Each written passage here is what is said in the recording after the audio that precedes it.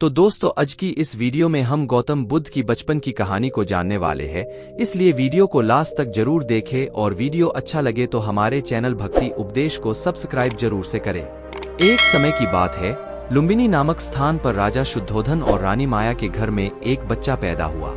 इस बच्चे का नाम सिद्धार्थ था। राजा ने एक भिक्षु द्वारा की ज्योतिषीय भविष्यवाणी सुनी थी, जिसने कहा था कि बच्चा दुखों और संघातों का सामना करने के बाद संसार को त्याग कर मोक्ष प्राप्त करेगा। सिद्धार्थ को अपने राजा के सुख संपत्ति का अनुभव हुआ, लेकिन उन्होंने अच्छा और बुरा समझकर मन्नत पूरी करने की अद्भुत शक्ति पाई। एक दिन वह राजमहल को छोड़कर संयम और आत्मज्ञान की खोज में निकले। उन्होंने बहुत सारे तपस्या और ध्यान के बाद बोधिज्ञा के पूर्व एक वृक्ष के नीचे बैठकर ध्यान में रत हो गए। उस रात को उन्हें सत्य का बोध हुआ और वह बुद्ध बन गए। बुद्ध ने अपना ज्ञान लोगों के साथ साझा किया और उन्होंने 4 सत्यों की ओर ध्यान दिलाया: दुहक, दुहक का कारण, दुहक का निवारण और मार्ग। उनका उद्दीपन हमें यह सिखाता है कि आत्मा को मुक्ति प्राप्त करने के लिए आत्मज्ञान और संयम की आवश्यकता है, जो हमें जीवन के सार्थकता और सुख की प्राप्ति में मदद करता है। बहुत समय पहले कपिलवस्तु नामक एक नगर में राजकुमार सिद्धार्थ नामक एक युवक जन्मे।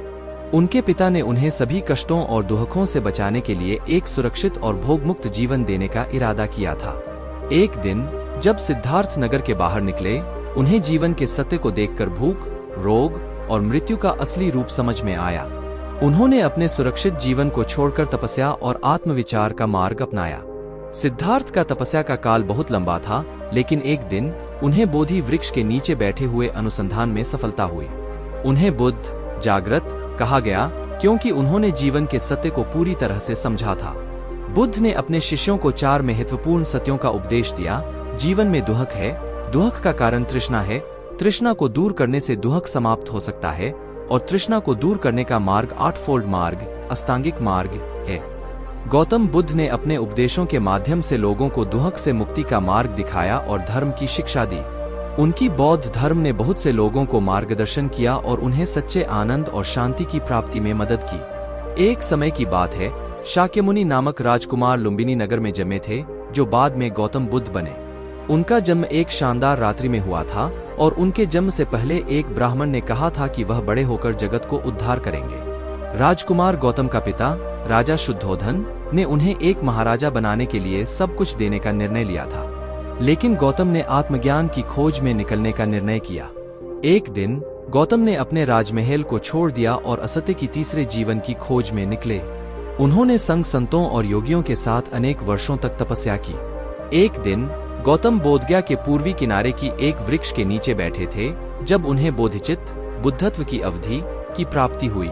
उन्होंने सच्चाई की अद्वितीयता का अनुभव किया और बोधिचित्त के साथ अविद्या का नाश हुआ।